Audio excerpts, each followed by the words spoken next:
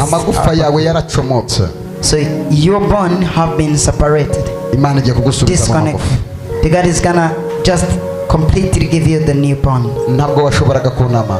So you couldn't even able to bend down. Mwese mutunge ibiganza hano.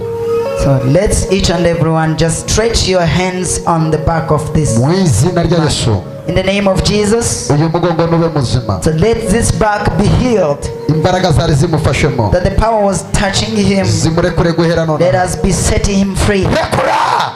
Go. Sitala Costa Feria. Unama. Bend.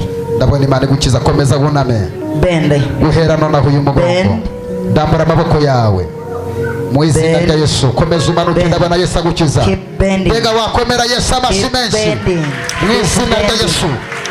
Guhera none aha uyu mugongo. From now this back. Haguruka. Ongera uname. Keep bending. Ariko ayo mashina ya Yesu. Let's give glory to God. Ongera uname. Komeza. Hallelujah, hallelujah, hallelujah. Bega yo mashina barayimana mwayakomye. Hallelujah. Cyavuye mu byaragiye. Amen. Bagiye kabisa. Bagiye. Komera Yesu amashyi menshi cyane. He is here. Let's give a mighty clap for the Lord. Muze urumva bigutangaje. Urumva nabukeya. Ntabwo nyarabasha kubona murabo. Urumva umeze utenenewe.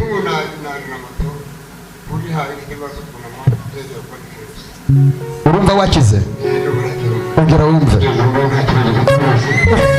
was not able to bend. Tadukomere Yesu amashyi menshi Let's give a mighty clap for the Lord. Ongera ukomere Imana amashyi menshi. Let's give a mighty clap for the Lord. Hallelujah. Simbuka muze, simbuka wumve. Jump. Hallelujah, hallelujah, hallelujah. Yesu arabohora. Amen. Binaisha vyote. Binaenda tu. It's end. Binaisha. It's already end. It's already completed. Cyagikoni kiri he waziyeho. Nabonye uri waziye ku nkoni. Niyo yagufasha kugenda. Watamugera hirya hari uri kugenda. Batwaye urudodo. So they took your cross, the part of cross, bavuga ko utazabyara. and they say you will never get back. Imana irambye ngo genda witegure. God speak to me that go and prepare yourself. Ukigera mu rugo, as you reach home, uratungurwa n'ibisa byo kubyara. So you're gonna be surprised by the prince of Hallelujah. Hey! Hallelujah. Indwi mu kwezi kwa gatandatu 2016, ndabona hari abarozi bahagurukiye ubuzima bwawe. and I see the witchcraft they raised to your life. Baravuga ngo uzapfa udahetse. So they mentioned that you will die never having a child. Ubana n'umugabo, so you live with a husband, mu rugo rwawe habamo intambara. but your home always there's a fight in your home. Intambara zikubana intambara. And the fight is always fight. Kubera kubura urubyaro. Because you don't get the birth. Ariko Imana, but God irambye ngo mu kwezi kwa munani, speak to me in April, uzabyara umwana w'umuhungu. will give a son.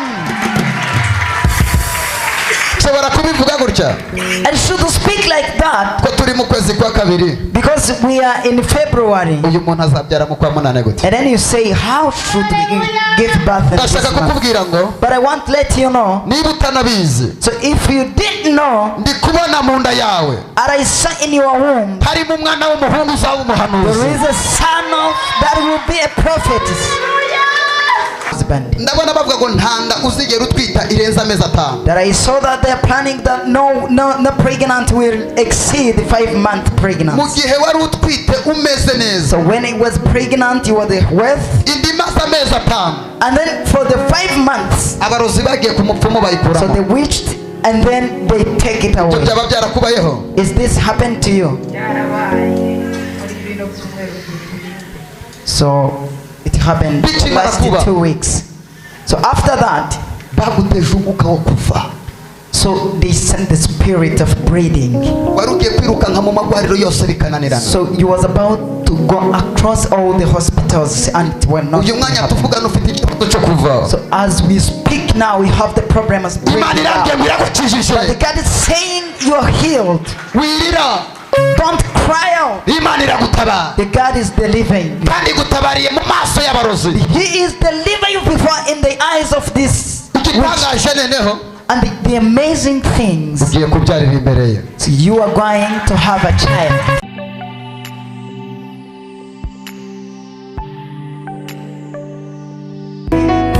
oya sinzi no kubikora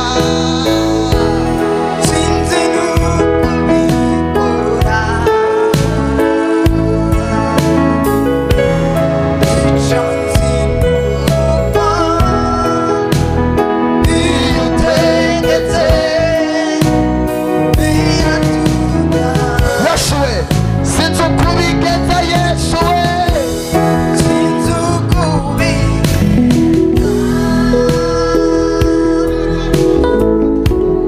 sinzi nuko ubikora icyo nzi nuko yo icyo nzi nuko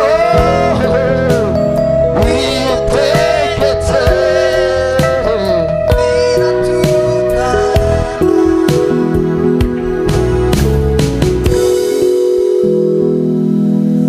reka mwicare Let's have a seat. turabashuhuje mu izina rya yesu We greet you in the name of Jesus. abadukurikiye online For those who are following us online, mwese turabashuhuje mu izina rya yesu greet you in the mighty name of Jesus. abatumva ikinyarwanda For those who are not understanding Kinyarwanda, namwe turabashuhuje mu izina rya yesu also greet you in the name of Jesus. reka abari hano mu materaniro For those who are here in gathering, tuzamure icyubahiro cy'imana let's give glory to God. hereza uwo muntu mwikiranye ikiganza Give your hand to your neighbor. umubwire ngo imana izagutabara Say that God is gonna deliver you. mubwire ngo imana izahindura amateka He yawe will change your history. mubwire ngo umubabaro wawe imana irawuzi He knows your sorrows. haleluya Hallelujah. uyu mugoroba This evening, imana igiye gukora ikintu kidasanzwe God is gonna do something special. bishoboka ko ushobora kuba wararize Maybe you wept abantu bose baraguhunze and the people have just left you. abantu baguciriye imanza The people have judged you. ndashaka kukubwira But I wanna tell you, kubabara kwawe your sorrows, imana irakuzi God knows. kadusoma amagambo y'imana mu gitabo cya yohana Let's read the Bible in the book of John, ibice 9 chapter 9, umurongo wa mbere verse 1. ndashaka hagira umuntu dusomera hariya Want someone to read it for us? kadusabe karinisha badusomere yohana Ask 9 him umurongo wa to read mbere it for us.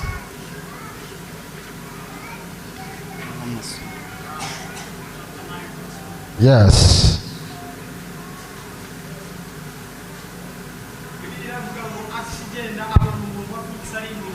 biyavuze ngo akigenda abona umuntu wavutse ari impumyi abigishwa baramubaza bati mwigisha ninde wakoze icyaha ni cyangwa ni ababyeyi be ko yavutse ari impumyi aha yesu arabasubiza ati yesu arabasubiza ati uyu nta cyaha yakoze cyangwa ababyeyi be uyu nta cyaha yakoze cyangwa ababyeyi be ahubwo ni ukugira ngo imirimo y'imana yerekane ahubwo ni ukugira ngo imirimo y'imana yerekane mu bwoko simbuka ujye ku 8 abaturanyi Verse 8. n'abamubonaga kera biravuga ngo abaturanyi be n'abamubonaga kera aho arasabiriza aho arasabiriza barabazanya bati uyu se si wa wundi wicaraga asabiriza aha uyu si we wicaraga asabiriza aha bamwe bati niwe bamwe bati niwe abandi bati si we abandi bati siwe icyakora asa nawe icyakora asa nawe Amen. arabasubiza ati nijye nawe arabasubiza ati ninde rata Let's read in John chapter 9 verse 1. Jesus heals the man born blind. As he went along, he saw the man blind from the birth. His disciples asked him, Rabbi, who sinned this man or his parents, that he was born blind? Neither his man nor his parents sinned. And Jesus, but he happened so that the works of the Lord might be displayed in him. As long as it is the day, they must do the works of him sent me. That night come from him. Amen.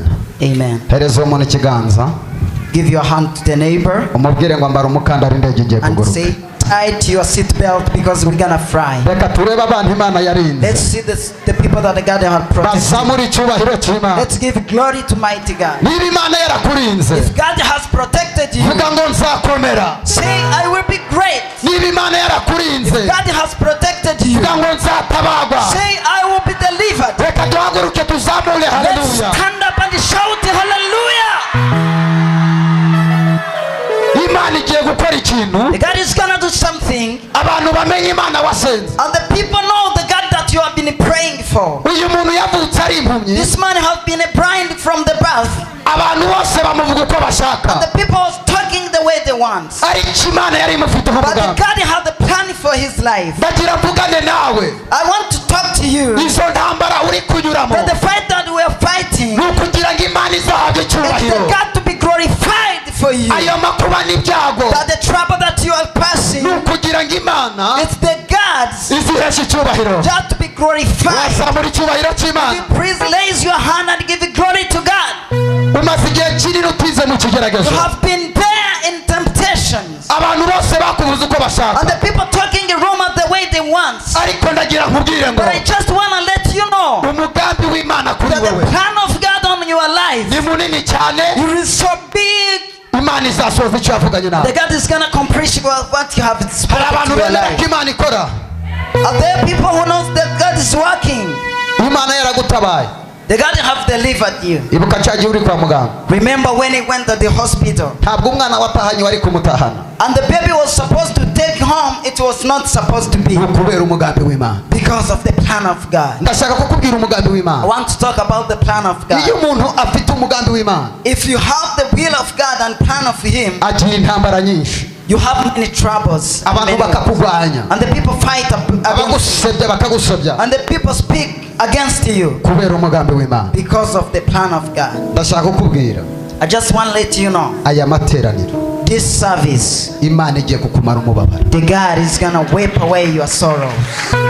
Hallelujah. Ntabwo uzahora muri ubwo buzima, You will not remain longer in that life. ntabwo uzahora muri ayo marira. You will not remain wrong in the same cries. Imana iravuze ngo The God is saying, igihe kigiye kugera and the time is coming umugambi w'Imana ugasohora, that his plan will be fulfilled, uzawitambika imbere and the one who will be against it, azapfa ari wowe wazize. he will die because of you. Iyi Imana itaragutabara Before the God delivered you, ikunyuza mu ishuri ry'ikigeragezo, let you to pass in the class of temptations, abantu bakakwanga, and the people may hate you, abakuvuga bakakuvuga, the people may spread the rumors about you, abagusebya and bakagusebya, the people may talk whatever they want. ariko iyi Imana imaze But kugutabara when the God is coming to you, abantu bajya bahindura and the amagambo people they change their words, bakavuga ngo ya Mana yasenze then they say the same God that I'm praying, iramutabaye. He is the living Him. Hereza uwo muntu ikiganza Give the hand to your neighbor umubwire ngo Imana and wasenze say the God have been praying for, igiye kugutabara. it's gonna deliver you. Impamvu yakunyujije muri izo ntambara The way that He let you pass in the same temptations, bari ukugira ngo iziheshe that to icyubahiro. let Him be glorified. Mbega wazamura haleluya. You please shout hallelujah. Amen. Ndabona abantu Imana igiye guhoza amarira. See, the people is gonna wipe their tears. Ndumva ngiye guhanura ibintu bidasanzwe. I want to prophesy the special things. Mubaze ngo hari icyo Imana yaba yaravuganye nawe. Ask your neighbor, is something that God talked to you? Zamura haleluya. Shout hallelujah. Ongera uzamure haleluya. Shout hallelujah. Ongera uzamure haleluya. Shout hallelujah. Haguruka utere haleluya. Rise and stand up on your feet and shout hallelujah. Komera Imana amashyi menshi cyane. Give a mighty clap for the Lord. Mbega umugambi w'Imana. The plan of God. Imana irambwiye ngo The God is saying, izo ntambara uri kurwana fighting that you've been fighting, Imana igiye kuzirangiza. He's gonna end them. Ayo marira uri kurira The cries that you have been crying, Imana igiye He's kuyarangiza. going to end them. Wazamura haleluya. Would you please shout hallelujah? Ndabona Imana. I see God. Imana yakunyujije ahakomeye That the God went you through the difficult kugira ngo conditions. izakugira umuntu That's to ukomeye. make you strong person. Barizo umuntu mwicaranye. Ask your neighbor, Witeguye Imana. Witeguye Imana. are you ready for God? Vuga bavuga ngo umuhanuzi agiye guhanura that the prophet is gonna prophesy. hari abantu baje muri uru rusengero The people coming in this church bari bategereje kubona Imana was waiting to receive God. bafata ikiganza umubwire ngo ugiye kuyibona igihe Shake your neighbor and say, you're gonna see the God moving. mbega twazamura haleluya Would you please shout hallelujah? Imana yarambwiye The God told me, icyo nzatura kizaba whatever you will confess, it will happen. utareba ndi mutoya So don't see that you judge me with the size. Yesu uri muri njye ni munini kandi ni God is mugari. tied me so big. Imana ikoresha ko ishaka The God uses someone the way He wants. wibagiwe ejo bundi mu gitondo wararwaye amavunja You forget in the last in the yesterday when you move like this because of ginger. You move like this. none ndi kwambara mu izina rya Yesu inkweto And now I am wearing the shoes. mubwire ngo Imana irahambaye Tell your neighbor the God is mighty. ongera umubwire ngo Imana irahambaye Tell your neighbor the God is mighty. mbere yuko mpanu Before I prophesy, ndashimira umukozi For the servant yabwirije of God. amagambo meza nakumva he preached a very good sermon for me. uzahora ugaruka mu nzu y'Imana You'll be back in the house of the Lord. umugabo uca bugufi kubaha Imana That the man that is humble before the Lord. mu bintu byose uzakora uzige guca bugufi Everything that you do, run to be humble in the house of God. uzige gusenga wige no guceceka Run to pray and run to be silent. wowe wiri gusakuza mu kigeragezo You always screaming in the temptation. ubwira umuhisi n'umugenzi byawe You always speak your things to wherever you see. warangiza ngo ufite amasezerano And then you speak that you have a promise. ntuzongere gusakuza So don't scream and talk much.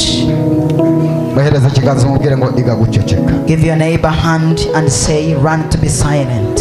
abantu banyumvishije kuri radiyo When the people heard me when I was preaching on the radio yesterday, benshi bari bazi ko ndi ikigabo kinini so the most of them, they know that I am a big man, cyazanye ikida that I have a big belly, ntabwo amasengesho nsenga anyemerera kuzana inda that the prayer that I always praying is not around me to have a big belly, ubuzima bwanjye buri mu gusenga because my life it's always in prayers. Imana yarambwiye ngo uwo nzaturaho ikintu kizamubaho And God say whatever I will confirm to someone, confess to someone, it will be happen to him or her. ndi mu bantu bafashe itoroshi ngewe nafashe itoroshi I'm the one who take the rights Imana irambwira ngo nyura mu mujyi ujye guca itoroshi and then pass in the city, and then you go with the ramps. ngahura n'abapolisi bakampagarika And then I met with the police, and then they stopped me. ko wacanye itoroshi ku manywa Why are you writing in the day? Imana ikambwira ngo babwire ngo ndi gushaka inyangamugayo And again, the guy told me that, told the police that I'm looking for the noble person. mubwire ngo mbese uri inyangamugayo Are you a noble? turebye muri telefone yawe uri inyangamugayo When you see in your phone, are you truthful person? aho ntiwitabira telefone hakurya muri dushe So you didn't just receive the calls from the bathroom. ubu dufite abadamu hano We have the women here. badaheruka gutamika abagabo babo They are no longer having just to share the food with their husband. uheruka kumwita sheri wikiri mu bukwe You no longer call him darling or something else. barizo umuntu muri kumwe ngo uheruka gutamika umugabo wawe ryari Ask your neighbor, when do you give sharing food with their neighbor? uheruka kumutamika ryari mama When? It's been a long time. nijye kubwira abagabo banyu neza Run to speak polite way to your husband. hanze aha hari za derira ziri gushimashima abagabo banyu mwige kubabwira So neza outside there, the readers that is already to give care to your husband. usanga umuntu yirata ngo mfite amaguru meza And then you see someone is just proud of the leg that she had. ndagira nkubwire ngo ayo maguru yawe si meza I want to let you know your leg is not good. ugasanga umuntu yambaye akamini kageze aha Then you see someone wear a miniskirt. ngo ngiye mfite amaguru meza mba You nabatwite say, I have a good leg.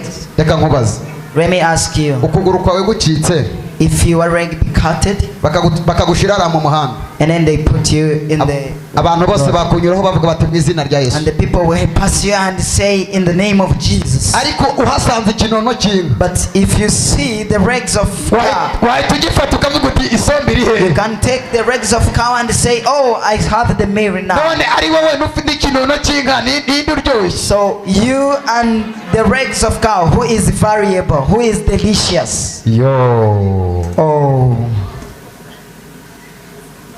duhe Imana icyubahiro let's give glory to God. hari ukuntu ujya kureba Sometimes you see, ugasanga n'umukecuru wagize imitsi y'ubururu yambaye minigeza. you see even the old woman that have the nerves on the legs that she wearing miniskirt. Niba dushaka gukizwa, So if you want to be righteous, mureke dukorera Imana. let's work for the Lord. Buriya umuntu kugira ngo akore divorce ayitoza hakiri kare. So before you do the divorce, you train yourself before. Niba ufite uri umukobwa ukaba ufite abasore barindwi mwirirwa mutandukana, burya uri mu myitozo ya divorce. So if you are a young girl and then you are separating with more than 7 boys, you are training yourself to be divorced. Imana ikunda umuntu ufata icyemezo. The God likes someone who make decision. Ngiye kwinjira mu mwuka wo guhanura. So I'm gonna prophesy. Hari abantu bemera Imana. Is there people who agree with the God? Zamura ibiganza. Let's raise up our hands. Tell hallelujah. Shout hallelujah. Ongera uzamure hallelujah. Shout hallelujah. Ongera uzamure hallelujah. Shout hallelujah. Mbega Yesu ni umwami. God is the God is king. Mbega Yesu aratabara. Jesus is delivered. Muhereze ikiganza umubwire ngo azangirira neza. Give your hand to neighbor and say he will do good thing to me. Iyi Imana ivuganye nawe, When God speak to you, jya witoza kugenda nk'abakire. train yourself to behave like rich people. Kirazira kuba uri umukire. It is an abomination to be rich. Usohoke mu modoka n'amaguru abiri. And then you go out with the 2 legs out of the car. Tangira witoze kuvamo n'akaguru kamwe nk'uwishura pariki. Train yourself as if you are coming out of your car. Mubaze ngo ubundi wasinyiye gukena. Ask your neighbor, have you signed to be poor? Yewe ngiye kugusengera Imana. I'm gonna pray for you. Igukureho umwuka w'ubukene. May remove the spirit of poverty. Imana yangiriye neza. Did God do good thing to me? Yewe ntabwo nkondesha muri uyu mujyi. For me, I didn't rent from this city. Imana yampaye yanjye nzu. Did God give me my own house? No kubera gusenga. Because of prayers. Mubwire ngo jya wizera Imana. So tell your neighbor, believe in Icyo Jesus. yavuganye nawe izagisoza. Wherever I speak will pass. Duhe Imana icyubahiro. Let's give glory to God. Buriya umugambi w'Imana ntabwo usanzwe. So the plan of God is special. Nubwo abantu bakugwanya. Then if the people may fight against you, Jya wizera icyo Imana yavuganye nawe. keep believing what God you have said. Nubwo abantu bakuvuga. Then if people may speak about you, Uvuga ko Imana iri hejuru y'amajwi yawe. say he is above his Imana iri enemy. hejuru y'abapfumu. He is above witchcraft. Imana iri hejuru y'abarozi. He is above with wisdom. Imana iri hejuru y'abakugwanya. He is above for those who fight against Zamura him. haleluya. Shout hallelujah. Zamura haleluya. Shout hallelujah. Ngiye guhanura igitangaza I cyawe. want to prophesy this. Ngiye kuvugana n'umusozi wawe. I want to speak with your mountains. Wa musozi we. Your mountains Wiyita iki imbere ya who Zerubabeli. are called before the Zerubbabel. Wiyita iki imbere Who are y'umukiranutsi. called before the righteous. Ndavugana n'umusozi. I speak to your mountains. Umusozi w'amadeni. The mountains of day. Umusozi w'ubugumba. The mountains of boldness. Uyu mwanya urakuva imbere. May be shifted. Zamura haleluya. Shout hallelujah. Zamura haleluya. Shout hallelujah. Ndabona abamarayika. I see the angels bamanutse that kugutabara. is coming to deliver you. Ndabona abamarayika. I see the angels baje kugukuraho that is amarira. come to wipe your tears. Nta muntu usenga akina. There's no one playing prayer. Aya masengesho Imana izayibuka. So may God remember these prayers. Mubwire ngo Imana izayibuka. Tell your neighbor God will remember. Mubwire ngo Imana izayibuka. The God will remember me. Imana ije kukumara umubabaro. The God is gonna take away your sorrow. Imana ije kukumara izo ntambara. He's gonna fight your battles. Imana ije kukuraho ubwo burwayi. He's gonna shift the healing Utangiye to guhanura you. ibintu bidasanzwe. I'm gonna prophesy special things. Zamura haleluya. Shout hallelujah. Shyiramo agasimba gatoya. Wongera uzamure haleluya. Hallelujah. Oria baba sita la costa. Amen. Amen. Imana iri mu ruhande rwawe. God is on your side. Ntabwo uzakorwa n'isoni. Dufite Imana aho yadukuye. We have the God that brought you somewhere. Haleluya. Amen. Imana icyubahiro.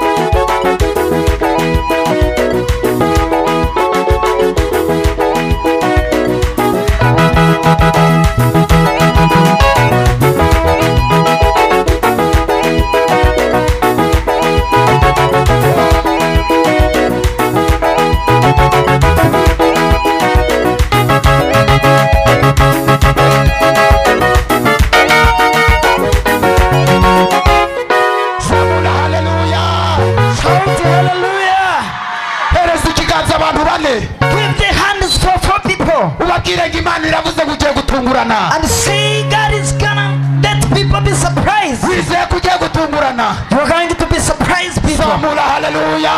Shout hallelujah. Imana igiye kugutunguza abantu. God is surprise you with the people. Muri izo ntambara urimo. In the battle that you're fighting, Imana igiye kugutunguza abantu. He's gonna surprise you with the people. Vuga ngo ndatungurana. Say, I am surprised. Gloria baba baba. Oh, Gloria saria. hallelujah. Gloria sakatalaba. Amen. Imana God, igiye kukubyigira.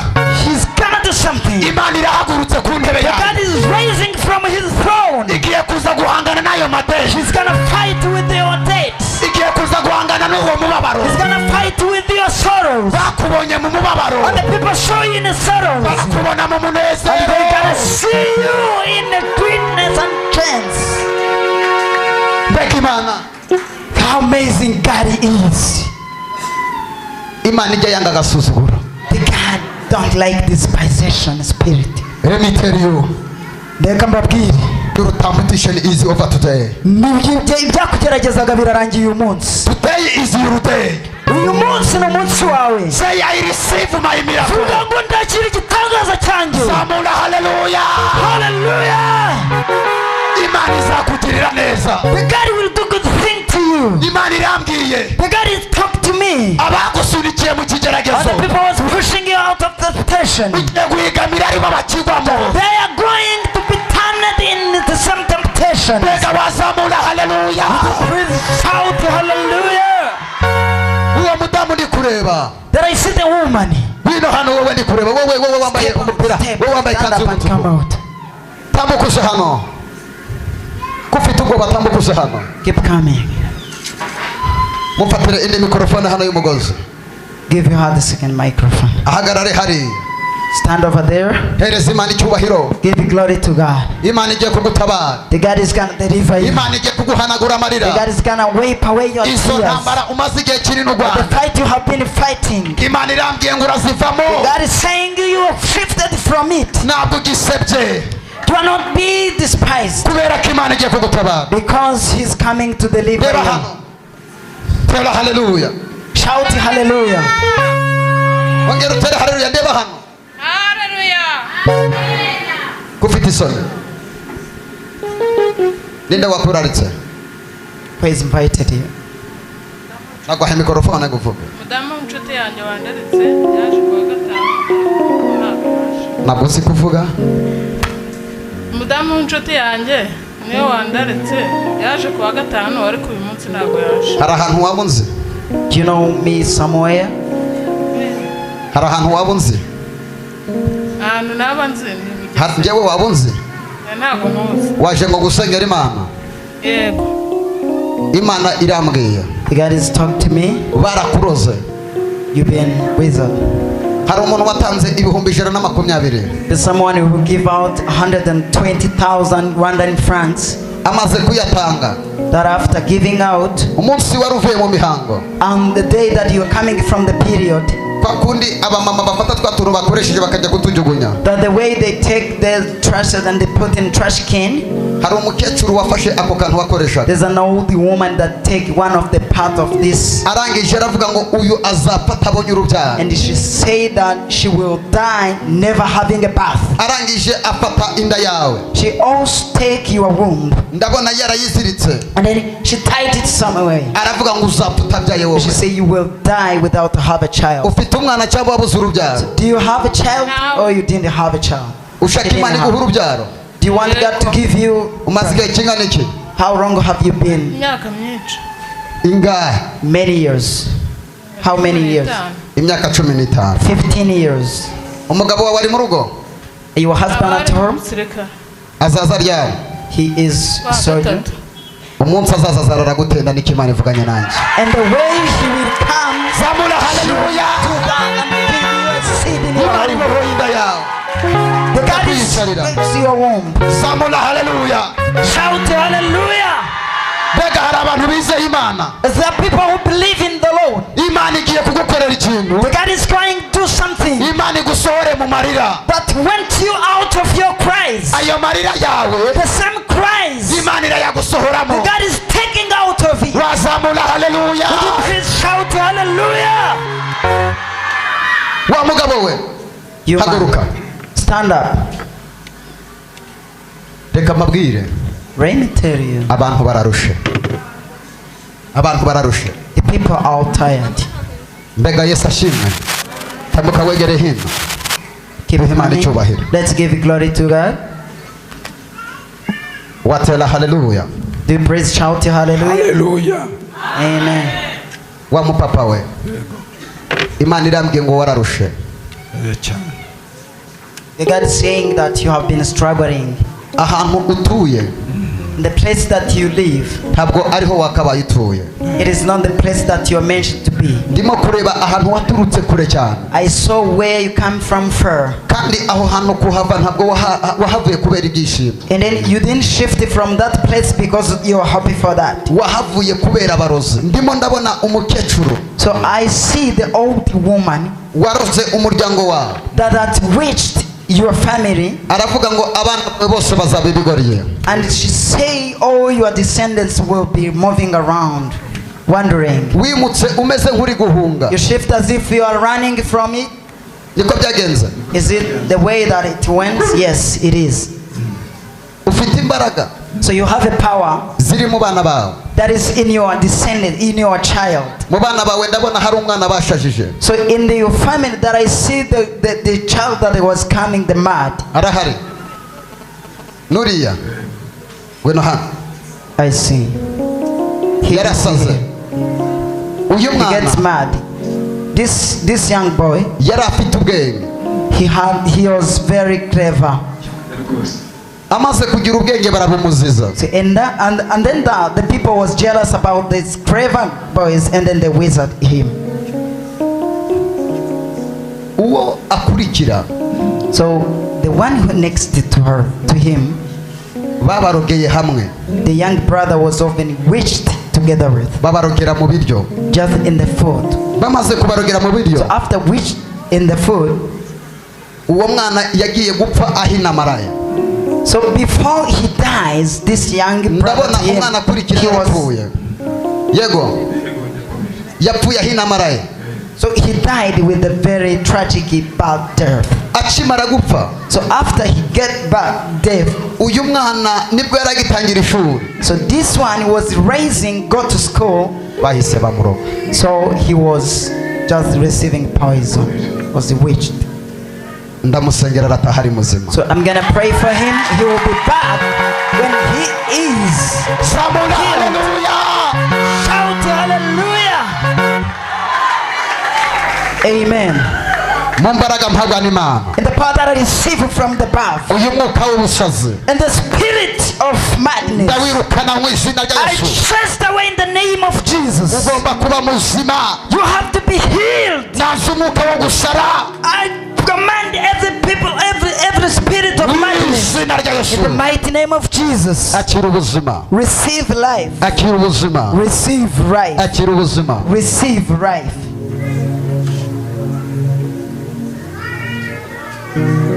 Witwa nde? What's your name? Witwa nde? What's your name? Muhereze mikrofone. Witwa nde? What's your name? Vuga ngo mwami Yesu. Mwami Yesu, Nizeye imbaraga zawe. Believe in your power. Kuva uyu mwanya From today, ngiye gukira. ngiye gukira, Sinzongera gusara. sinzongera gusa. Ndi umwana w'Imana. I am a child. Zakomera. I will be great. Tera haleluya. Shout hallelujah. Amen. Ugiye gusubira mu ishuri. You are going to be back at school Imana iragukijije. because you will heal. Jya kwicara. The God is Mbega here. wakomera Yesu amashyi menshi. Hallelujah. Mbega ayo mashyi yabaye Imana. Would you pray? Clap for the Lord. Zamura haleluya. Shout hallelujah. Twongere uzamure haleluya. Shout hallelujah. Twongere tuzamure haleluya. Let's shout hallelujah. Umva kuntu ijambo rivuga. Listen how the word of God says. Biravuga muri Yesaya 7:7. The Bible says in the book of Isaiah chapter 7 verse 7, Imigambi yabo ntabwo izahama. And their plan will not be planted. kandi ntabwo izasohora. And will not be passed. Zamura haleluya. Shout hallelujah. Ongera uzamure haleluya. Shout hallelujah. Imigambi y'abanzi bawe And the plan of your enemy ntabwo izahama will never be still stand. kandi ntabwo izasohora. And will never be accomplished. Duhe Imana icyubahiro. Let's give glory to God. Uwo mukecuru ndi kureba we na nkubwira. Come forward. Uwo mukecuru uri inyuma yawe. The old woman in the back. Katuzamura icyubahiro cy'Imana. Let's give glory to God. Oria baba basika. Amen. Ongera uzamura icyubahiro cy'Imana. Let's lift your hands up and give glory to Wino God. hano tuvugane. Come and talk to me. Waturutse hehe? Where are you from? Waturutse he? Zamura mikrofone twumve. Ishyire ku munwa wawe. Waturutse he?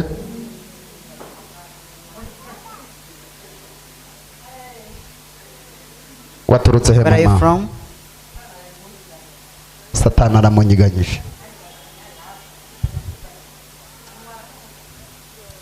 Agutwara n'umutima. She didn't remember the praise. Mama, ufite agahinda kenshi. So you have very much sorrow. Imana irambwiye ngo The God speak to me. ako gahinda kawe Yesu agiye kukakumana. Jesus is gonna take away your sorrows. Warababaye mama. You have been struggling. Imiryango yose yakuvuyeho. All the family left you. Mu mwaka w'ibihumbi 2022 In 2022, ahuye n'ikigeragezo. and you met with a temptation. Ikigeragezo cy'umugore wakuroze cyane. It was the woman that was witched and witched you. Hari ahantu ndi kureba wari utuye mbere. I saw the place that you used to be before. Hari mbere watuye mbere yuko wimuka. But the place you were before you came. Araho wari wari warashakiye. The place that she got married from. Aha hantu In the same place, ndabona hari umukecuru wakuroze igihe kirekire. there I see the old woman that was witched very long ago. Eh? Uyu mukecuru wakuroze aracyariho. And the woman who was witched her still alive. And she said that the witch never died. Agiye gupfa rero. So she's gonna die. Uyu murozi wakuroze The one who witched you. mwapfaga ibintu by'amasambu ndabona ahantu wari utuye yakugirira gishari. So there was the conflict of the lands. Eh?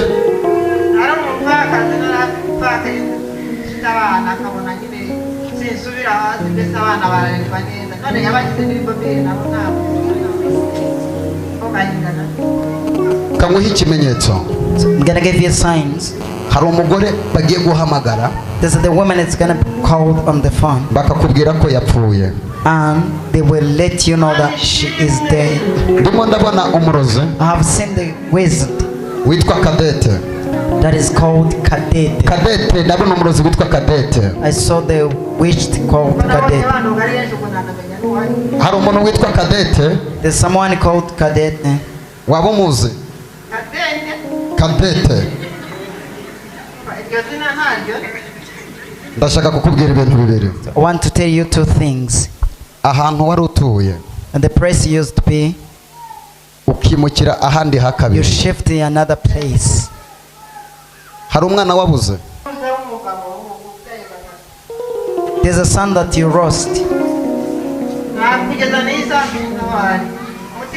Reka nguhanurire nk'umuhanuzi. So Rem prophesied to you as a prophet of God. Uyu mwana ari mu gihugu cy'Ubuganda. This man, this son, he's in Uganda. Reka nguhanurire ninjye So guhanura. Rem prophesied to you. Hari ubwo nkuzi. So, Njyewe se hari ubwo nzi. do you know me? Hari umwana wari wubatse. That's the man that was having a home. Umugore we amutesha umutwe. So his wife was just make him in a quarrel. Hategeka Imana uramuzi. You know how to get man. Niwe wabuze. Ayo mashyi yongere niba arayima. Amen. Give a mighty clap for the Lord. Theoneste uramuzi? Do you know the honesty? Niwe hategeka Imana. Duhe Imana icyubahiro. Amen. Let's give it glory to God. Uyu mwana ari Buganda. This son, he's in Uganda. Ngiye kuguha nimero z'umuhamagara kwitabe nonaha. So I'm gonna give you the number of him and he's Bega going to wasamula receive. hallelujah. Bega usamule hallelujah. Shout hallelujah. Haguruka utende hallelujah. Raise up and shout hallelujah. Hereza ikiganza abantu batatu. Give your hand to 3 people Ubabwire ngo Imana igiye kugutabara. and say God is going to deliver you. Babwire ngo Imana iragutabara. Say that God is delivering. Zamula hallelujah. Shout hallelujah. Oria baba baba. Hallelujah. Abemera Imana yacu tuzamule The hallelujah. people who believe in God, let's shout hallelujah. Mwijuru dufite Imana. Wa mugabo wari wicaye ahagiye he? Muze kumubwira ze hano mvugane nawe. Where's the man who been Komeza uhagarare sitting ngiye there? kuguhanurira Imana. Hereza umuntu ikiganza. Give your neighbor hands. Umubwire ngo Imana igiye kugutabara. Say that God is coming to deliver you. Umubwire ngo umubabaro wawe Imana irawuzi. And tell your neighbor, God knows your sorrow. Mubwire ngo ntabwo Imana izemera gukomeza kubabara. Tell him that God will not allow you to suffer. Bega urabyizeye. Are you believe? Zamula hallelujah. Shout hallelujah. Ntabwo Imana izemera gukomeza kubabara. God will not allow you to suffer like this. Haguruka mvugane nawe wowe w'imisatsi. Stand up, I want to talk to you. Tambuka wegere hino nk'umusirikare. Just come forward. Oh la stakotela sadia for God. Waturutse he? Where are you from? Wabasha gutera hallelujah. Would you praise, shout hallelujah? Amen. Imana irambwiye. The God speak to me. Hari umurozi wakuroza igihe kinini. The wizard that was witched you many times. Ntabwo yifuza kubona umunezero wawe. He didn't want you to see you happy. Imana irambwiye ngo imugukuyeho. But the God said that he's removing him. Umunsi wari utwite inda. And the way that he was pregnant, Yagiye inama n'abagore babiri. they made a meeting with the 2 women Aravuga ngo uyu mudamu and say you wubakanye n'uriya mugabo that you having a husband together with, ntabwo azigera abyarana nawe. she will never have a child with this husband. Ndabona bavuga ngo ntanda uzigera utwita irenza amezi 5. That I saw that they're planning that no pregnant will exceed 5-month Mu pregnancy. gihe wari utwite umeze neza. So when he was pregnant, he was worth, Indi maze amezi 5. and then for the 5 months, Abarozi bagiye ku mupfumu so they bayikuramo. witched and then they take it Ibyo away. byaba byarakubayeho. Is this happened to you? So it happened Bichi last marakuba. 2 weeks. So after that, Baguteje umwuka wo kuva. so they sent the spirit of breeding. Wari ugiye kwirukanka mu magwariro yose bikananirana. So you was about to go across all the hospitals and it were not Uyu mwanya happening. tuvugana ufite ikibazo cyo kuva. So as we speak now, we have the problem of breathing Imana irambwiye out. ngo iragukijije. But the God is saying you're healed. Wirira. Don't cry out. Imana iragutabara. The God is delivering you. Kandi gutabariye mu maso y'abarozi. He is delivering you before in the eyes of this witch. Igitangaje neneho. And the amazing things, Ugiye kubyarira imbere ye. so you are going to have a child. And Bega their twakomera sight. Yesu amashyi menshi. Let's give a mighty clap for the Lord. Imana igufiteho umugambi. Imana igufiteho umugambi. You got to have plenty for you. Hari abantu biteguye umugambi w'Imana. All the people are ready for the plan of God. Zamura ikiganza cyawe. Raise up your hands. Vuga ngo sinzahora muri ubu buzima. Saying, I will no longer remain Vuga in ngo the same sinzahora life. muri ubu burwayi. I will never remain any longer in this sickness. Vuga ngo ngiye kwinjira mu gihe cyanjye. I am going to enter in my season. Wazamura haleluya. Shout hallelujah. Abantu bafite imanza. And the people have the judgment. Imana irambwiye ngo igiye kuzirangiza. The God is going to end them. Imanza ufite And the judgment that you have, zigiye kurangira. it's gonna be end. Wa mugabo we. You Uwo ndi man. kureba ngwino hano. Uwo mugabo ufite impeta wowe.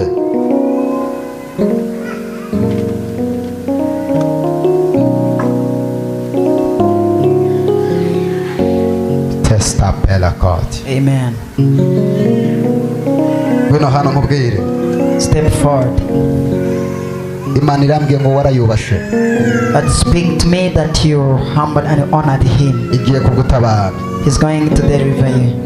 ndabona I saw ingata the something that used to carry sins.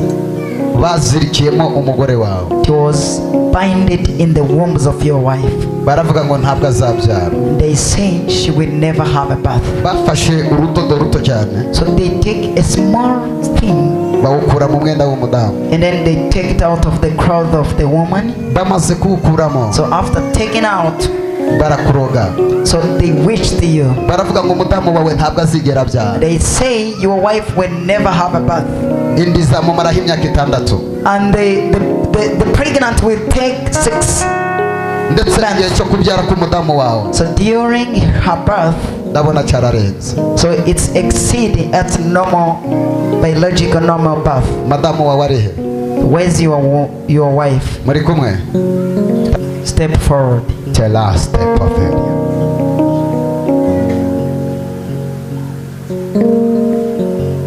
inda yawe imaze igihe kingana iki How long been your pregnancy is? harenzeho Said it was ukwezi 1 month. batwaye umwenda batwaye urudodo So they took your cloth, the part of cloth, bavuga ko utazabyara and they say you will never get birth. imana irambwiye ngo genda witegure God speak to me that go and prepare yourself. ukigera mu rugo As you reach home, uratungurwa n'ibisa byo kubyara so you're gonna be surprised by the prince of Samula, haleluya Hey! Hallelujah. tela sideporia icya kabiri The second, muriho mu buzima bw'ubukene so you've been struggling in a poverty way. ubuzima buruhije That is very tragic, struggling poverty. imana ibakuye muri ubu buzima But the God is taking you out of the situation that is imana igiye poverty. kuguhereza ibifatika He is going to give you big things, mujye kwicara duhe imana tangible amashyi things. imana igitabara The God is the living. imana ijya yanga agasuzuguro The God not like despisation. umubabaro wakuzanye mu nzu yayo And the sorrow that brought to you here, imana igiye kuwukumara He is going to take it away. ndashaka kuvugana nawe wowe ndi kureba Just want to talk to you. wahaguruka ugatera haleluya Shout hallelujah. Amen.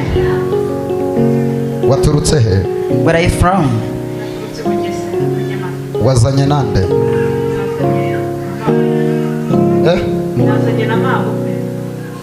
ari he agera hino hagararana n'umukazana wawe mutere haleluya Shout hallelujah together.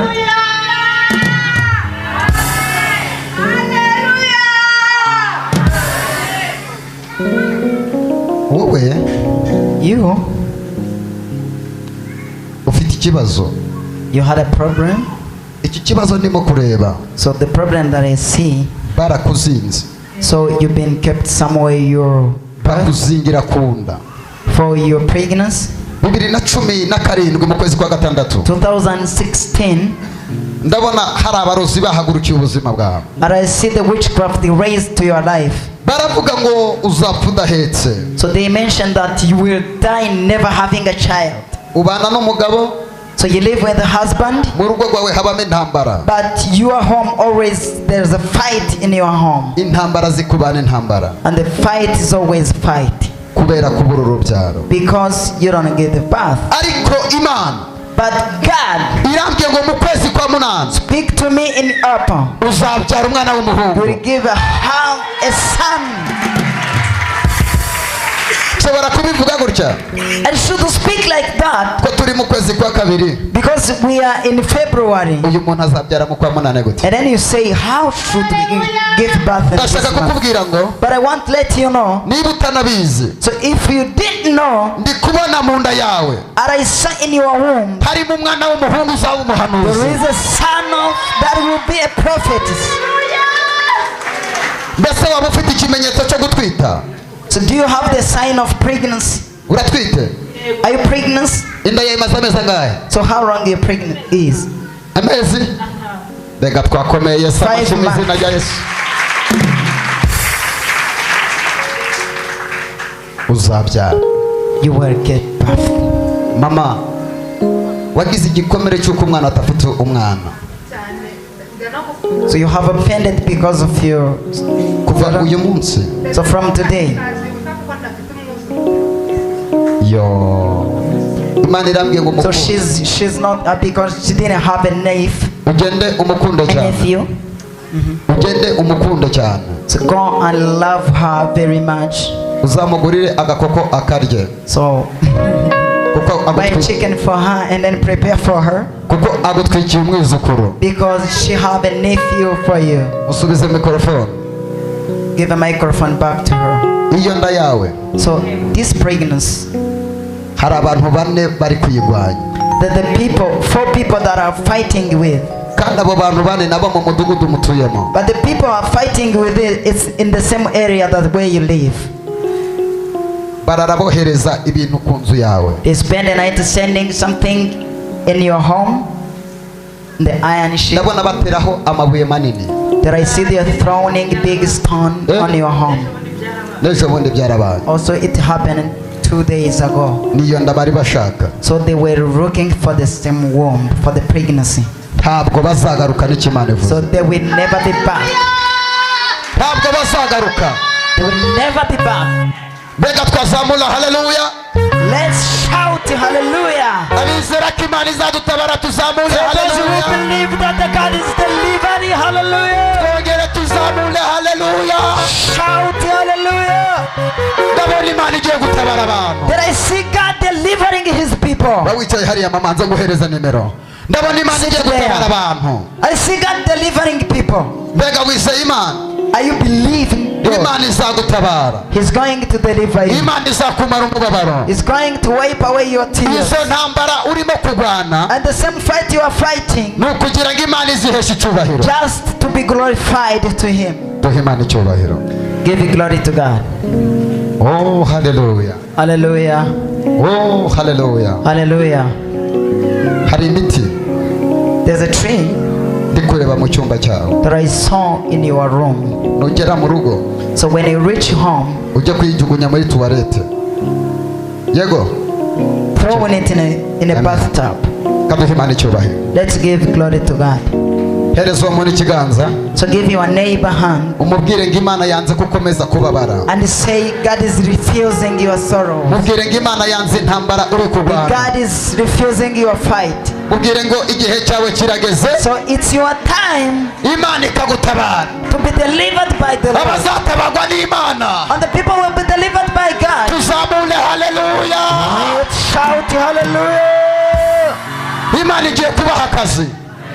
Imana igiye gutanga akazi. That is gonna give you a work. Muhereze ikiganza umubwire ngo akira akazi kawe. Give him a hand and say, receive your work. Haleluya. Hallelujah. Haguruka nkubwire wa mupapa we. Stand up on your feet. Muhereze mikrofone. Pass him microphone. Tela haleluya. Amen. Imana irambwiye. God speak to me Irirahiriye. that he is swear Gereza yari irimo gutegurwa. that the prison was prepared for you. Imana iravuze ngo ntabwo uzayinjiramo. The God is saying you will never go there. Icya kabiri.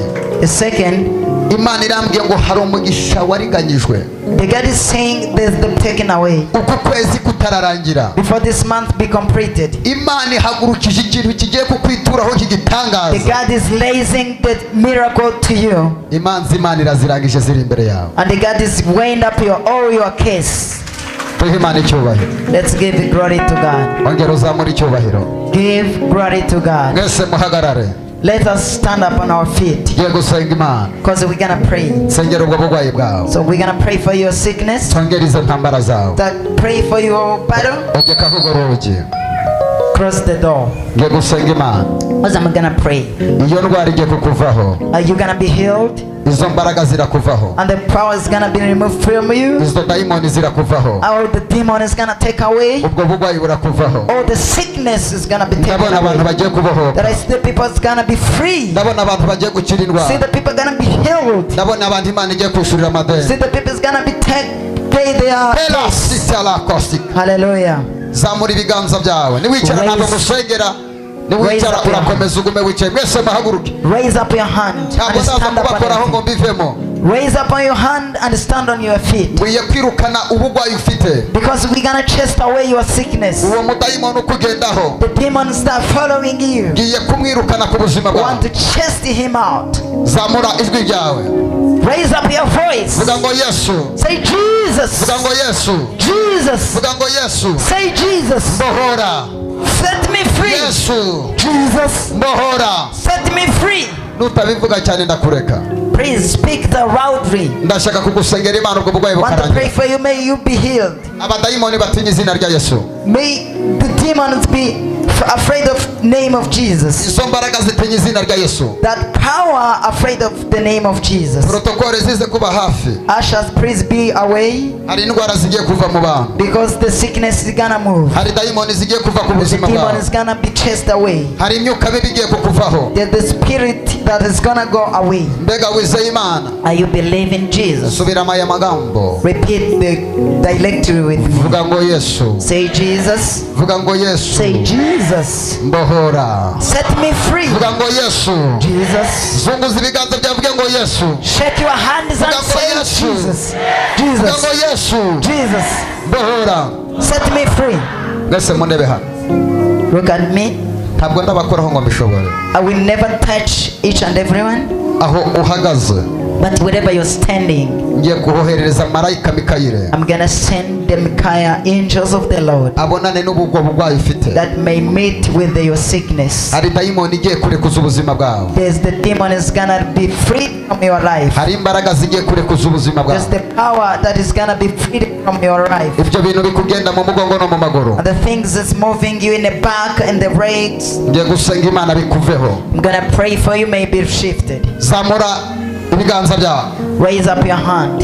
vuga ngo yesu Say Jesus. vuga ngo yesu Say Jesus. vuga ngo yesu Say Jesus. vuga ngo yesu Say Jesus. komeza uvuga izina rya yesu Say Jesus. komeza Keep kabone saying imbaraga Jesus. z'imana The power of wagazomeresha God. imbaraga z'imana Keep Jesus.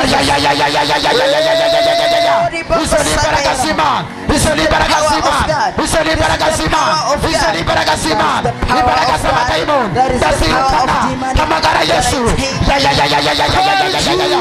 izo ni imbaraga z'imana izo ni imbaraga z'imana izo ni imbaraga z'imana rekura wambaraga we rekura wambaraga we rekura nyabindi komeza uhamagare yesu komeza uhamagare yesu oya baba sakatarama oya baba ndabona imbaraga z'imana ndabona imbaraga z'imana hamagara yesu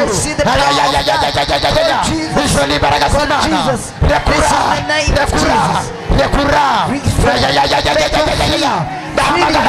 hamagara yesu hamagara hamagara izina rya yesu hamagara izina rya yesu hamagara izina rya yesu komeza usenge hamagara izina rya yesu senga rembeka amaso yawe usenge hamagara izina rya yesu ndabona kubohoka rekura wambara nawe ndagutegetse wambara nawe nonaha ndamurinda rekarasika hamagara izina rya yesu hamagara izina rya yesu ndabona dayimoni zirekura ubuzima bwawe hamagara izina rya yesu yesu arakubohora yesu arakubohora. In the name of Jesus. In the mighty name of Jesus. In the mighty name of Jesus. In the name of Jesus. In the mighty name of Jesus. In the name of Jesus. In the name of Jesus. In the name of Jesus. In the name of Jesus. In the name of Jesus. Riparia babasika. In the name of Jesus. ya ya ya ya ya ya ya ya In the mighty Beresha name umuriro of w'Imana muri iyi nda. Beresha umuriro w'Imana muri ayo maguru. Father, we Beresha thank umuriro you so w'Imana. much. Ya ya ya ya ya. I send Rekura, the fire. rekura, Fire. rekura. Fire. Sohoka muri iyi nda. Va muri iyi nda out of ndakubona. our womb. Wambaraga uri muri iyi nda. With power that is in the womb. Vamo. Guhera uyu mwanya. Guhera uyu mwanya. Vamo. Go out. Go out. Vamo. Go out. Vamo. Go out. Vamo. Go out. Va muri iyi nda ndakubona. Go out. Vamo nonaha. Go Vamo out. nonaha. Go out. Vamo. Go out. Vazinduru out. Vamo wamurosiwe. out. Wambaragawe. out. Wambaragawe. Urinde wawumuroga. Urinde wawumuroga. In the name of Jesus. Wawumuroga urinde. Vazinduru vamo. Vazinduru vamo. Vazinduru vamo. Vamo. In the name of Jesus. Vamo. Vazinduru vamo nonaha. Vamo. In the name Vamo. of Jesus. Vamo. Ndagutwitse. Izo ni imbaraga z'Imana. Izo ni imbaraga z'Imana. That is the power of Umuriro w'Imana God. muri iki gituza. That is the Umuriro power of w'Imana muri iki gituza. The fire of Holy Ghost in Sohora. your chest.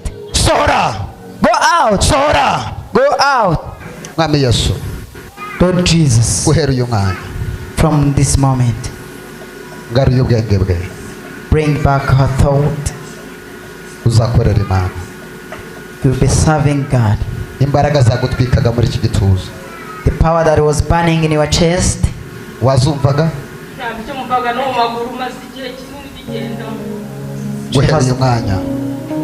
This moment, Nohereje imbaraga muri ayo maguru. send the fire in the rain. Uyu ni umuriro w'Imana. That is the same fire. Akira imbaraga z'Imana. Receive the power of Jesus. Ibyari bikurimo byose. All thing that was operating in Urakize you, burundu. you healed completely. Urakize burundu. You healed completely. Uracyumva ubugwayi muri wowe? Do you still heal the same sickness? Urumva kikurimo? Urumva kikikurimo?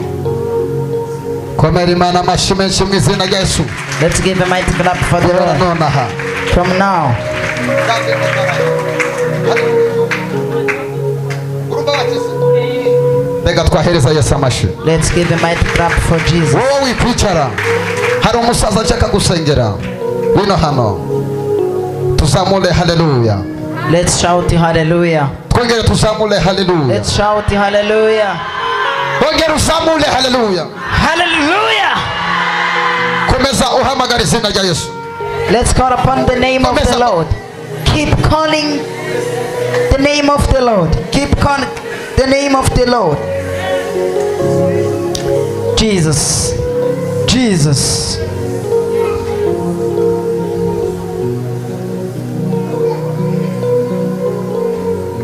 Uyu musaza yagwaye umugongo. Nta kintu gishobora guterura. This old man have been suffering from the back arc. No kunama ntubishoboye. He's not able even to bend. bitewe n'umugongo umeze nabi cyane. He can't even lift something. Umugongo umaranye igihe kingana iki? How long have you been suffering? Ibyumweru bitatu. 3 weeks ago. Imana irambwiye ngo barawukuroze. God told me that there's someone who witched this. Amagufa yawe yaracomotse. So your bone have been separated, Imana igiye kugusubiza mu disconnected. magufa. The God is gonna just completely give you the new bone. Ntabwo washoboraga kunama.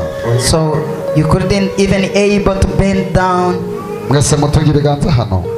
So let's each and everyone just stretch your hands on the back of this. Mu izina rya Yesu. In the name of Jesus. Uyu mugongo nube muzima. So let this back be healed. Imbaraga zari zimufashemo. That the power was touching him. Zimurekure guhera none. Let us be setting him free. Rekura.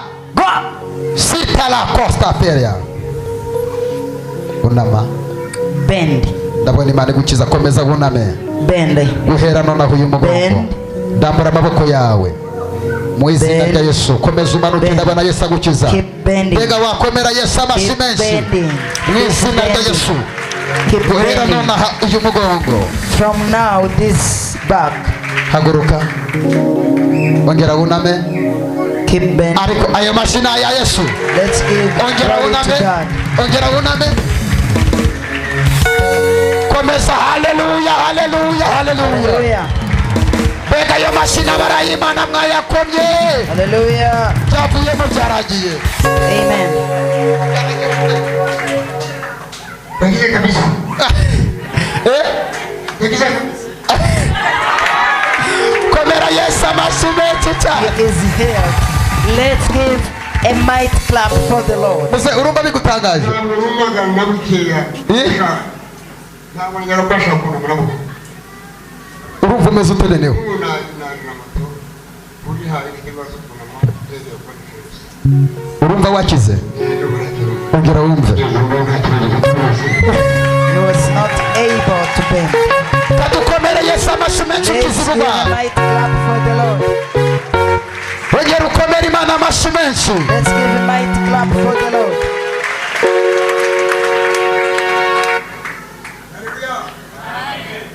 haleluya Hallelujah. bantu muri hano ubu nari mfite iminsi myinshi cyane ndwaye umugongo ntabasha kugira icyo nkora nicaye muhira ndatekereza ko hano bagerageza gukora n'imana imigambi umubiri w'umuntu naje kare cyane naje kare ndagama ubusa kumi n'imwe mirongo ine turi ahantu twitwa imurambi umudugudu wa sabaganga hari umwana wanjye bari gusengera hano nambwira ati tuzazana kuwa gatanu materaniro biba ngombwa ko tuzana ubu none ejo uko byari ibindi ntabwo nabasha kuva naho n'ibindi byanjye kurinda bwira yazanye kare mu gitondo kare cyane tugeze inangara ariko none ariko imana ikoze ongera wuname bwa nyuma ongera wuname bwa nyuma nagaruka kuwa gatanu uje gushima imana haleluya Amen. mbega ayo mashina ya yesu Let's give a mighty clap for mbega ayo Jesus. mashina ya yesu ukiza Let's give umugongo a mighty clap for the Lord. oria bababa Hallelujah. simbuka muze simbuka wumve Jump. haleluya haleluya haleluya yesu arabohora Amen. vinaisha vyote vinaenda tu It's end. binayisha It's already end. It's already cyakucara imana completed. cya gikoni kiri he waziyeho nabonye uri waziye ku nkoni niyo yagufasha kugenda watambuka ugera hirya hari uri kugenda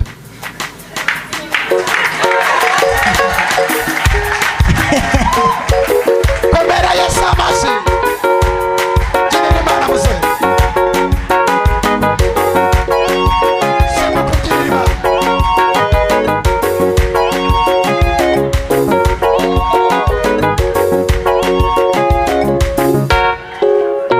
komera yesu amashyi uruhura abarushe Let's give a mighty clap. yesu niwe utabara abagowe mbega hari abizeye ko bagiye gukira The people believe that they're gonna zamura heal. ibiganza Raise up your hands. zamura ibiganza byabo Raise up your hands. vuga ngo uyu mwanya ngiye gukira Say, this time I'm gonna be vuga ngo healed. iyi ndwara iramvaho This sickness is gonna be removed. ufite ikibazo You have a problem. jya kugusengera imana I'm going to pray for you. ninde wakuraritse Who is invite you? tera haleluya mvugane nawe Amen. imaze igihe kingana iki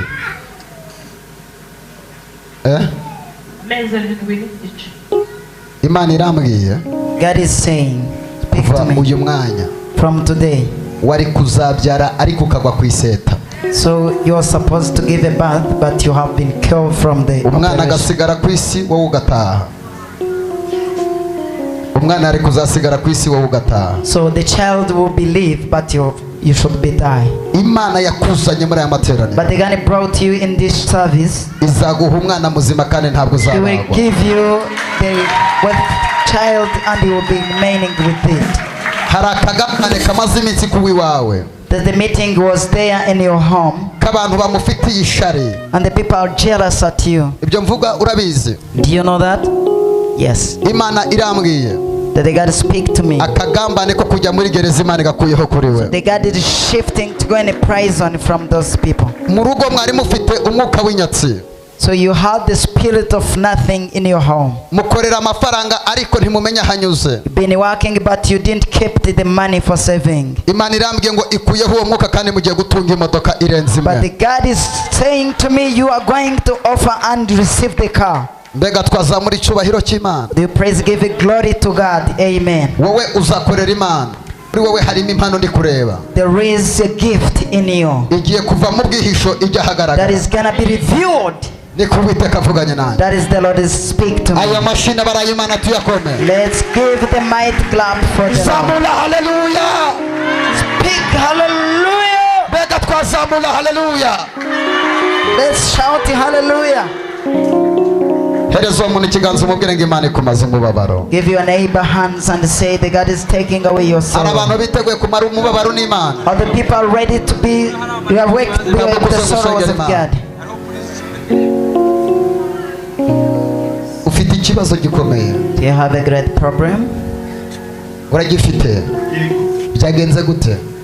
temwishywa wanjye twazaye yize kaminuza arayirangiza ariko ntashobora uretse gatoya ari hehe? Patrick ngwino mbega twakomera Yesu amashyi menshi. Patrick mehe mikrofone mvugane na Patrick. Give him a microphone. Patrick ufite imbaraga zigutera. So you have the power that is attacking you. kandi izi mbaraga nizo mu muryango. So that power is from your family. hari ibintu bigutera ukanywa ibiyobyabwenge.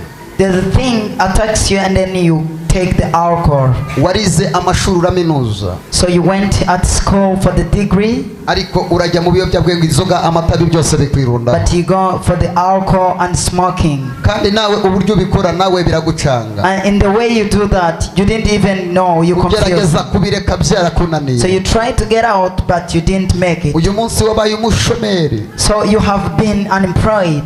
uriho mu buzima bubi. So you are in a bad life. hari igihe uba urimo uragenda. Sometime you're moving, walking around, ukumva wakwiruka ugasara. and you feel that you can run and be mad. izo ni imbaraga zigutera. So it's the power that has fire. nohereje imbaraga z'Imana mu buzima I bwawe. send the fire in your uhagarara life. inyuma ataza kugwa. nohereje imbaraga z'Imana. Send the power of the Lord izi in your imbaraga life. z'Imana mu mubiri wawe. The power that's sending to you kuva uyu mwanya. from now. Rasia talasia. In the name of Jesus. imbaraga zose zari zikurimo. Every power that has been binded, ndazirukana ku buzima bwawe. I chased them out. rekura. Go away. rekura. Set him free. igera inyuma Be free. rekura. Be free. rekura. Be free. gizo gizo gizo gizo gizo gizo. Be free. Fire. Be free in the name of Jesus. Sikataria baria. komera Yesu amashyi menshi. Give a mighty clap for the Lord. egera hino. wowe musore hagarara inyuma ye. hagarara aho ngaho.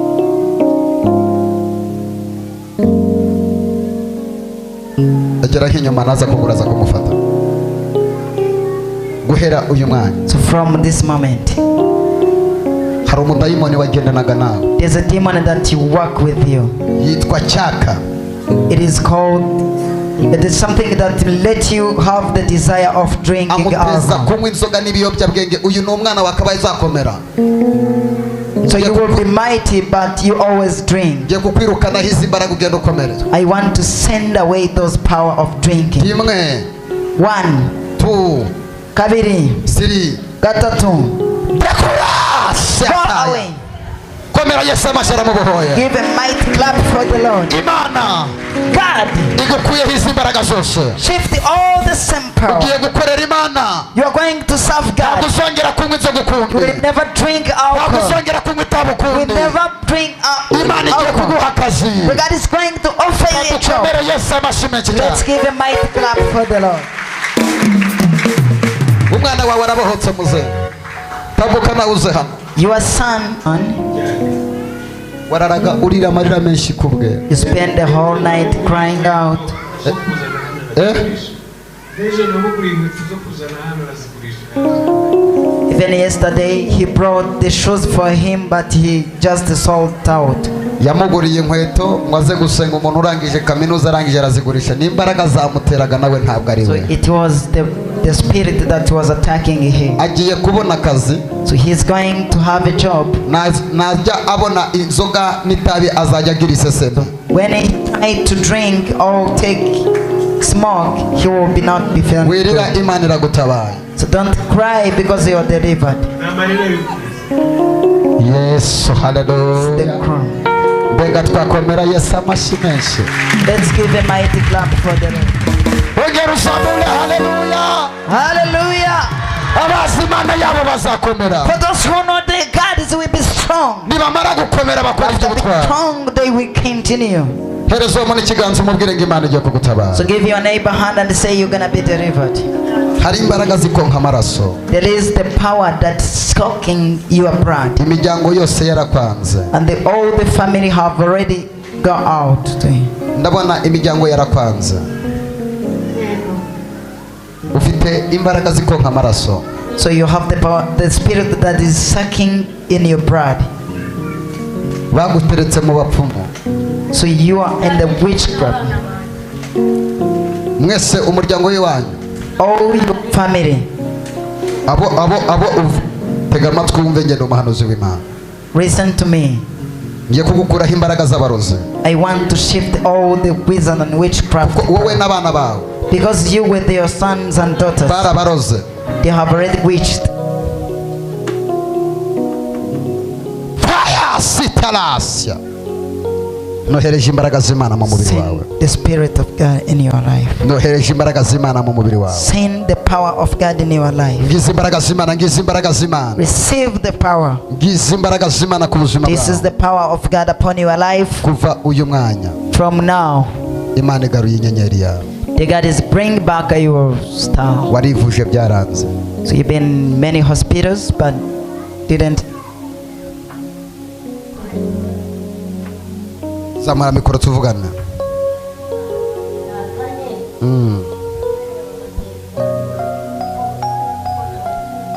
bari hehe tambuka uza hano sha Come with a child. They Aba get the bana spirit bawe. of wandering. aba bana bawe Your child kugira ngo muzicare muhuze biragoye to sit and connect together. It's bari very bagiye kugutera inda so. He was about to be pregnant, kuva uyu mwanya akorera imana but from now work for the Lord. ntugira aho uba So you didn't have a home. uyu munsi uri hano ejo wagiye hariya ejo wagiye You're hariya always wandering around. ni umwuka w'uruzerero It's the spirit of wandering. kuva uyu mwanya So from now, imana igiye kukubakira urugo the God is going to fix your home. uzakunde mama wawe So please love your mom. izi mbaraga zagendaga muri mwebwe So the spirit was moving around you. kuva uyu munsi imana irazirangije So now it's the end. mama urara ahantu habi cyane So you spend the night in a very good bed. tegereza wumve ibyo nkubwire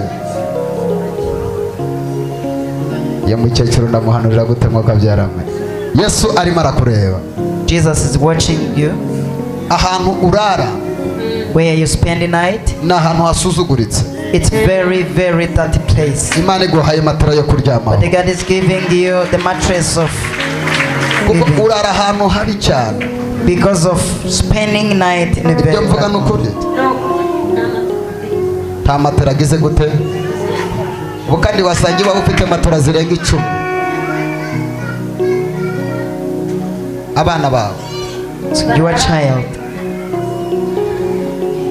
watuje nkaguhanurira twese tuzamura ikiganza Hallelujah.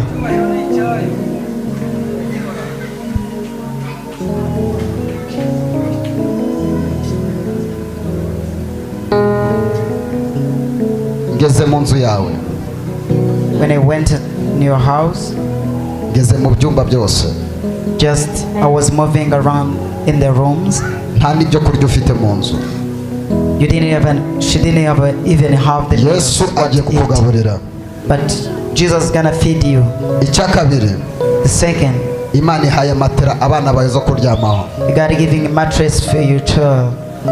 mwakusanyije udufuka mugenda muturundanya n'izo baryamaho So you was just collecting those from the sack, and then you imana spend night. irakubohoye mu izina rya yesu God is set you free. kaduha imana amashyi menshi Let's give a mighty clap for the Lord. hereza uwo muntu ikiganza So give a hand this one umubwire ngo imana igiye kugutabara and say God is going to deliver you. imana igutabare. May the Lord deliver you. Uriya mukecuru ndi kureba, The old woman that I see, ngwino mvugane nawe. I want to talk to you.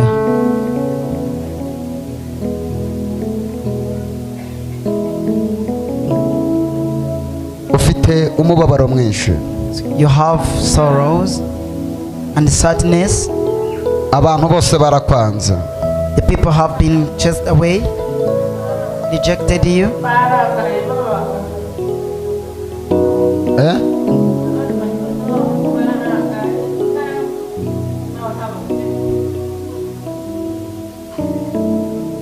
Mbega umubyeyi ufite agahinda. The woman with the sorrow. Kuva uyu mwanya From now, Imana irambwiye ngo ugiye gutabarwa. God speak to me that you're gonna be delivered. Hari umwana wawe ndimo kureba mu rugo, That I saw your child from home. Imana irambwiye ngo nawe bari baramuteje umwangaro. God said that there was spirit of wandering upon him. Imana irambwiye ngo imugaruriye ubwenge. But God bring it back his or her mind. Kandi ubugwayi wari ufite Yesu agiye kubugukiza. And you are healed by your sickness. Mbega twakoma Yesu amashyi. Isubiriza igihe Mana yacu ni nziza. Isubiriza igihe Mana yacu ni nziza. Agaraho ngagusenge. Mana yacu ni nziza. Haleluya. Haleluya, n'umugabo nanje ndamwemera. Haleluya, umugabo nanje ndamwemera. Uyu mugabo nanjye ndamwemera. Let all of you stretch your hands upon her. Intambara uri kunyuramo. Intambara uri kunyuramo. The battle that you are fighting. None se ufite imanza ryari? What is your case day? Ku cyumweru On a Sunday, nibwo ufite imanza. you have a case.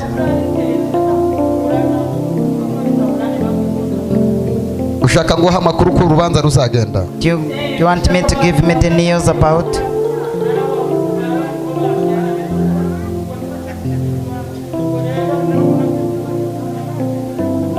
Yo wirira mba nkubwira.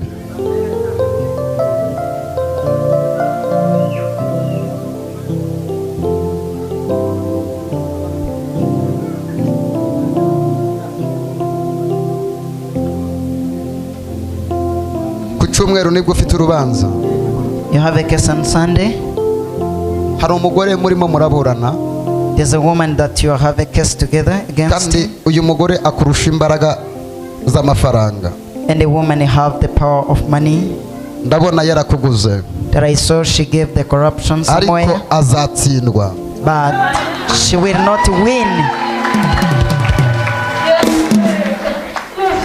Reka mbikubwire neza uko bizagenda. So let me give you the details of how case will be held. Ku cyumweru saa 9:45. So on Sunday, 3 p.m. with 45 minutes, Hari umugore murimo muramurana ndi kureba. there's a woman that within a case together. Ndabona umuntu amuhamagara w'umucamanza. That I see the judge was calling her Amubwira ngo Lawrence. and say, Lawrence, Lawrence uramuzi? Lawrence uramuzi? Niwe muburana. Imana irambye ngo aratsinda. the God is saying that she will not win. Kuwa gatanu uzaza hano amashimwe. On the Friday that will come with the testimony.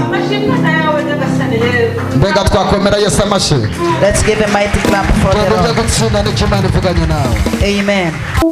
Kaduha Imana icyubahiro. Let's give glory to God. Zamura haleluya. Ujye kwicara mama. Shout hallelujah. Ongera uhereze Imana icyubahiro. Ba wicaye aho ngaho ndaje gusengera Imana. Amen. Hari umuntu hano There's someone here. ufite ikibazo So you have problem. cy'imanza gikomeye cyane. So the case is against you. Amaze igihe kinini mu rubanza Or there's someone have been in a case. kandi ubwo rubanza rwe rwanze kurangira. but it's not get at the end. Haguruka mvugane nawe. Stand up, I want to speak to you. Tambuka wegere hino. Step forward. Mbega twahimana icyubahiro. Let's give glory to God. Uru rubanza rumaze igihe kingana iki? So how long this case have been held? 12 years. Imyaka 12 kwe. 12 years. Imana irambwiye. God speak to me Uru rubanza rugiye kurangira. that it's gonna end. Wari warakuye y'amaso. So you was just let it, Abantu barakugambaniye. and the people was just made a meeting for you. Washoyemo ibintu byinshi biranga. But you invest a lot of stuff, but it doesn't pass. Imana irakugaruye. But it is bringing you Hari back. umuntu ufite umuntu ufunzwe. There's someone who have someone else in the prison. Atari wowe hari undi. There's another one who have Aze mvugana someone in nawe. prison. Namubonye n'inyuma umuntu ufunzwe uwo wambaye ibitsatsi. Uruwera nyir'ingabo. Uruwera. Giza. Yes, you know. Uruwera.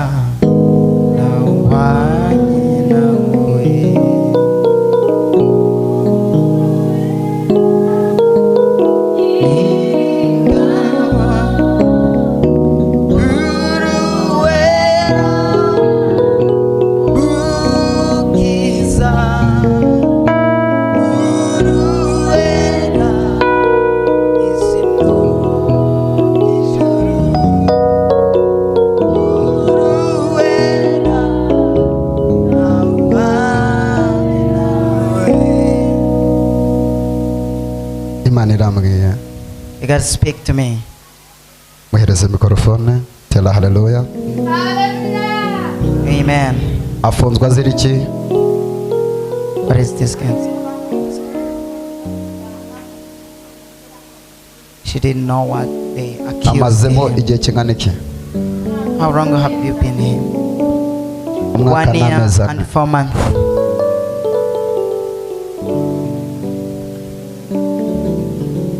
Upfaki. Is it your relatives? Mwarabyaranye. Mwari muri hafi no kubana. We get a child together and it was about almost having a husband and wife together with. Uyu mugabo wawe Is your husband? mu kwezi kwa gatatu azataha. In March, he will be born. Kandi muri uku gutaha kwe And in this process of coming out, Imana yamujyanye muri gereza kugira ngo yige agakiza. God let him go in a prison just to have a salvation from there. Ndabona abamarayika That I saw the angels bagiye guhamagara umugabo wawe. that's gonna call your husband. Hari aho waba unzi? So do you know somewhere? Hari ibyo wambwiye? There's something that I talked to you.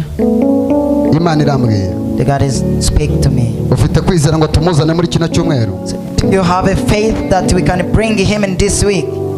Umugabo wawe hari uwo nzi? Ijuru riramuzi. I didn't know him, but the heavenly know him. Abamarayika barambwiye. The angels speak to me. Kiriya cyumweru kuwa kane kubera ko wizeye. So the next week on Thursday, Kuwa gatanu muzazana hano mu nzu on the y'Imana. Friday we come with him. Zamula haleluya. Hallelujah! Agiye gusohoka So he's going to come out of the prison. kuko mbonye bagiye kuguhamagara kuri telefone. Ufite telefone? Because I saw Kuwa gatatu ni You're gonna mugoroba receive saa the 10. call. Kuwa gatatu ni mugoroba saa 10. Tuesday evening, 4 p.m. Uzashyireho telefone. Please be ready. You're gonna receive a call.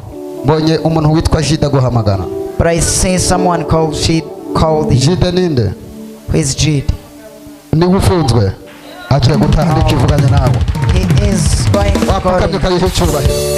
him. Amen.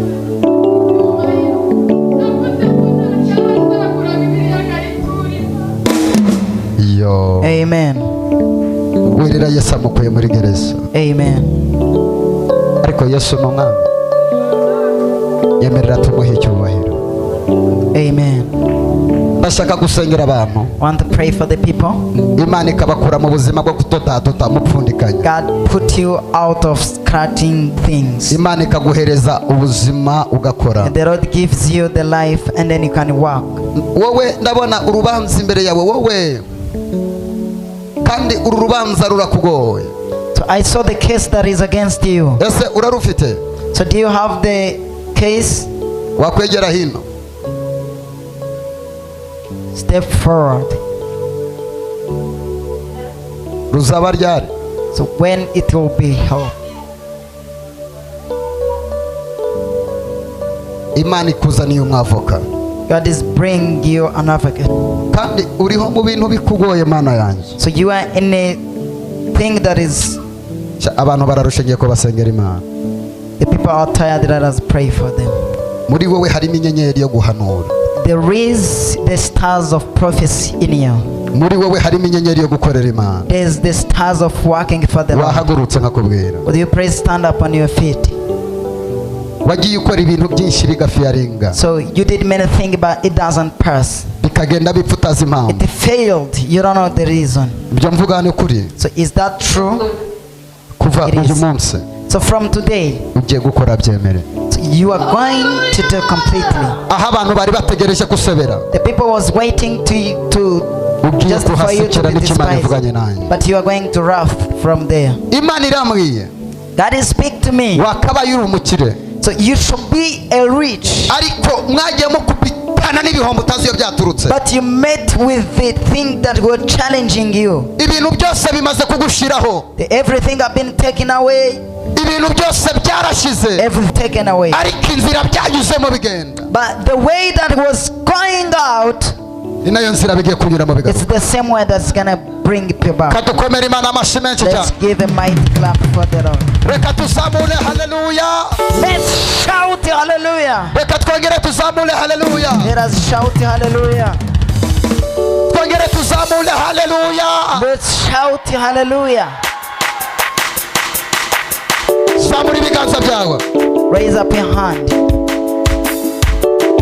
Uwiteka ni wowe Mana. Gira ibintu bwira Imana mu buzima bwawe. Imana igira Thank icyo you, God, ikora. for something.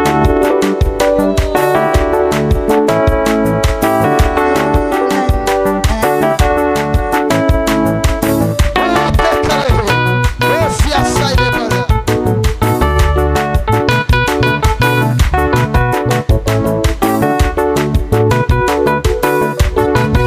Ndashaka wegere hano.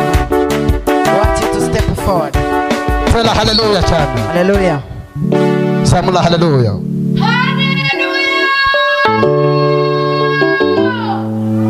Amen. Imana irambwiye. The God speak to me. Mu kwezi kwa gatandatu tariki 15.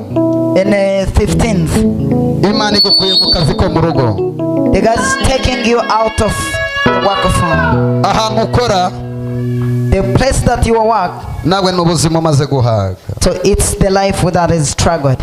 Imana irambwiye ngo uri muri struggle z'ubuzima. So the God speak to me that you're struggling with your life. Let me tell you, Reka nkubwire, your temptation is over. icyakugeragezaga birarangiye. Ese urizeye? I believe. Amen. Genda winjire mu kazi. Go back to your work. Icya kabiri, The second, wabyaranye n'umugabo, so you have a child with your husband, uheruka mubyarana yaragusezeye. but he left you. Nta kintu akikumarira ngo agufashe. There's nothing important that he give to you. Uriho mu buzima bwo kurwana wowe n'umwana wawe. So you're struggling with your child. Uyu mugabo ntiyanaguhamagara ngo agire icyo Even akumarira. you can't receive the call from your husband. Uriho mu buzima bushaririye burimo So buraruha. you are in a tragic life that is very messy. Wabuze uko ubigenza. You didn't have what to do. No mu muryango nta n'umwe ukwitayeho. Even the family that no one can care about. Uhagaze uri wenyine. You're alone. Imana nkorera.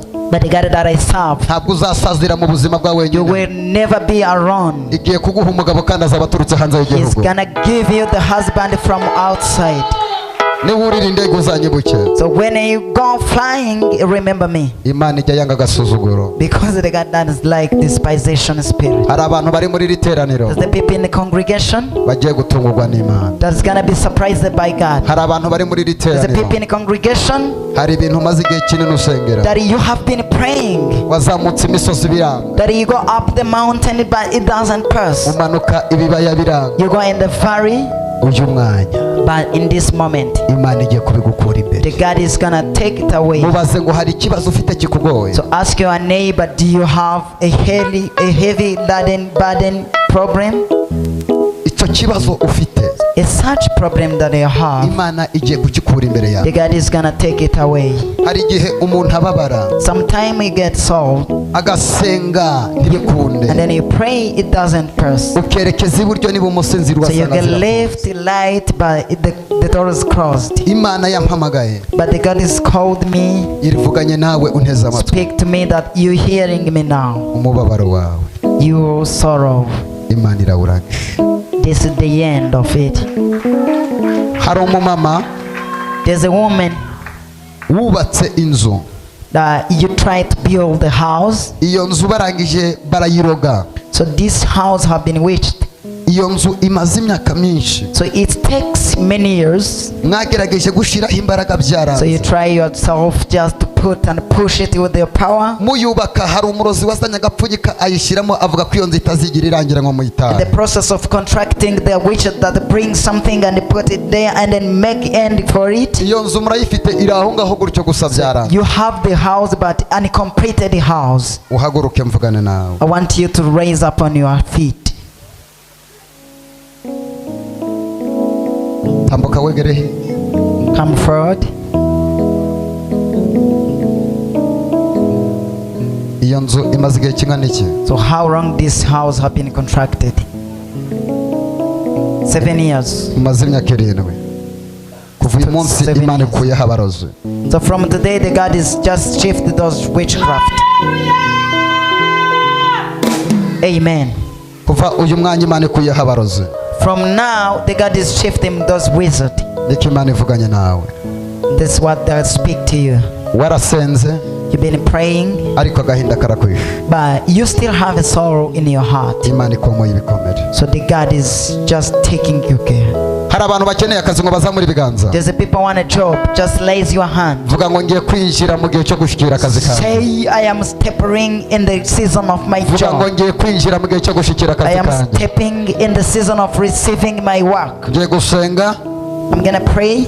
hanyuma dutahe. So we wind up our Tubwire prayers. ikibazo cyakuzanye. So towards your problem, Ngiye kugusengera. let me pray for you. Ngiye kugusengera. Let me pray for you. Imana igukure muri ayo madeni. May God takes you out of those. Imana igukure debt. muri ayo marira. May God takes you from those cries. Izi ndabikubwira nk'umuntu w'Imana. So speak this as a man of God. Kinga ubwo ruge nsenge.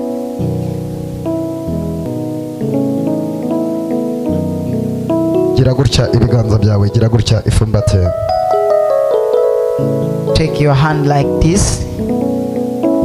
Hold yourself. Imana ikugotesheje umunezero wawe. The God is surrounding you with his joy. Imana ikurinze izo ntambara. The God is protect you from this battle. Imana ikurinze ayo marira. The God is protect you from these cries. Urababaye, urashavuye. So you've been struggling and your sorrow. Umaze igihe kinini nta kazi ufite. You have been struggling with an employment process. N'akazi ufite karimo intambara. Even the work you have, it's a fight. Imana igukuye muri izo ntambara. But the God takes you from that fight. Imana igukuye muri urwo rugamba. The God takes you from this battle. Wabonaga usebye. You see that you're going to be ashamed. Imana ikugotesheje umunezero But the wawe. God is surrounding you with the joyful. Uwo mubabaro wawe Your sorrow, Imana igukuye imbere. the God is taking away.